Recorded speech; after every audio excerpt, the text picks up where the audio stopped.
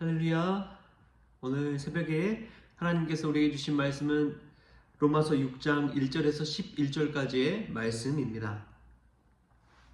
그런즉 우리가 무슨 말을 하리요? 은혜를 더하게 하려고 죄에 거하겠느냐? 그럴 수 없느니라.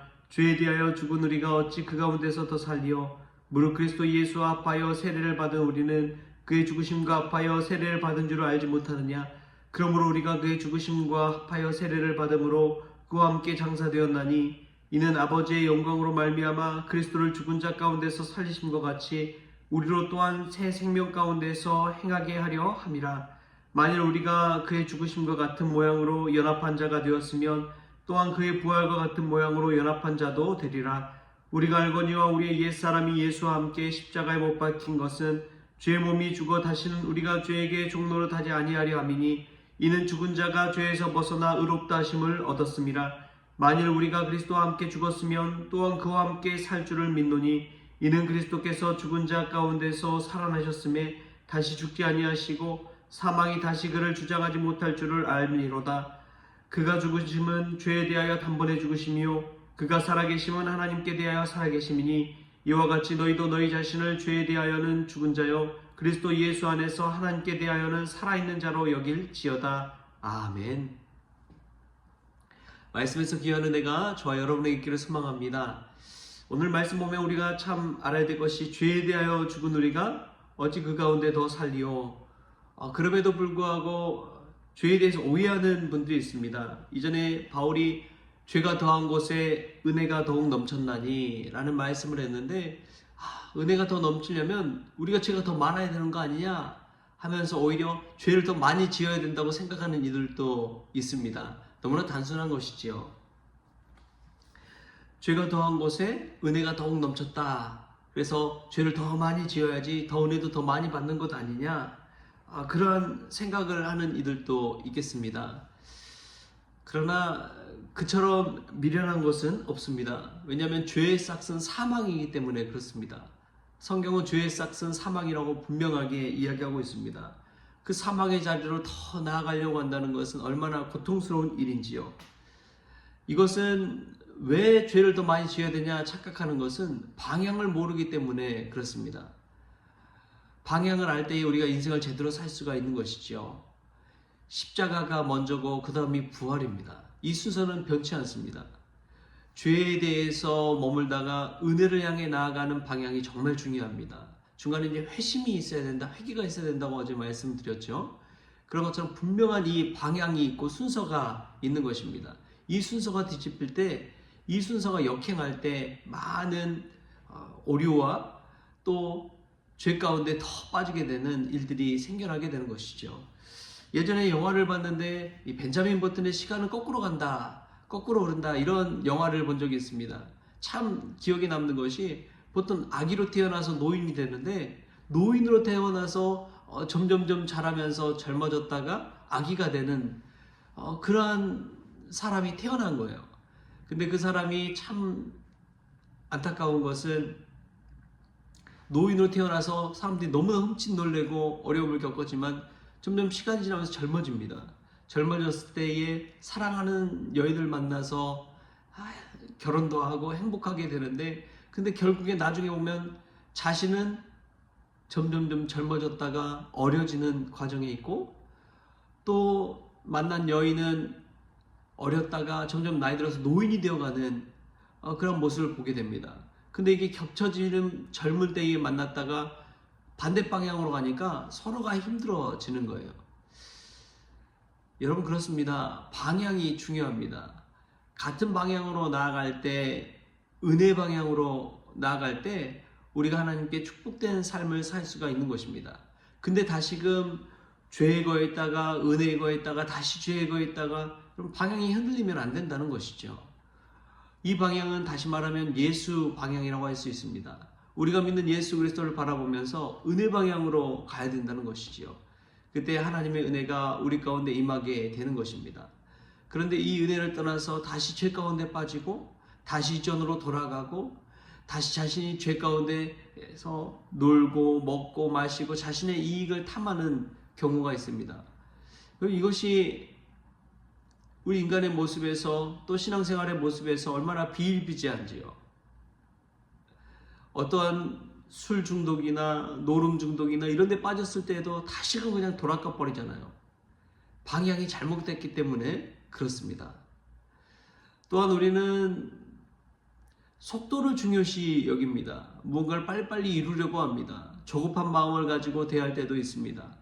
아이들을 보면은 얼른 어른이 되었으면 하는 마음이 누구에게나 있습니다. 그래서 자신이 하지 못하는 많은 제약들을 다 풀어버리고 성인이 된 것처럼 어른이 된 것처럼 자신도 누리고 싶다 이거죠. 이 조급함이 가져온 것입니다. 가만히 있어도 어른으로 성장할 텐데 그것을 깨닫지 못할 때 그러한 누를 번영하게 되는 것이지요.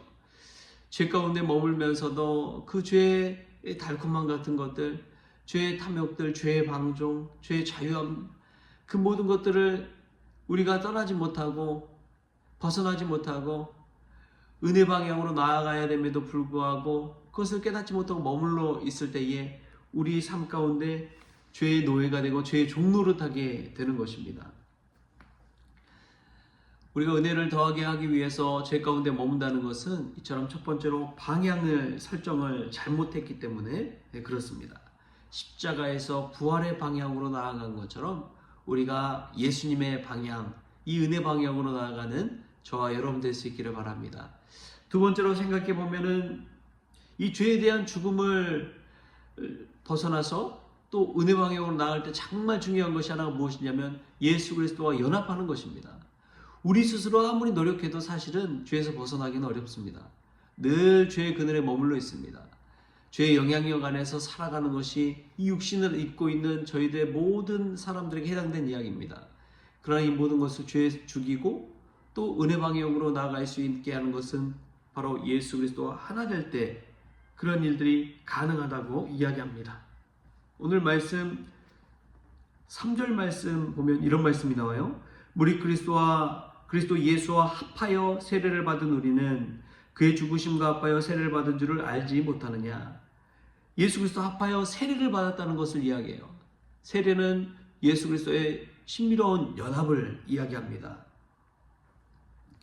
또 보면은 5절에 이렇게 이야기합니다. 만일 우리가 그의 죽으심과 같은 모양으로 연합한 자가 되었으면 또한 그의 부활과 같은 모양으로 연합한 자도 되리라. 예수님과 연합하고 예수님 안에 거하는 삶이 은혜 방향으로 나아가는 삶이라는 것입니다. 여러분 누구와 함께 하느냐가 정말 중요합니다. 축구 시합을 할 때도요.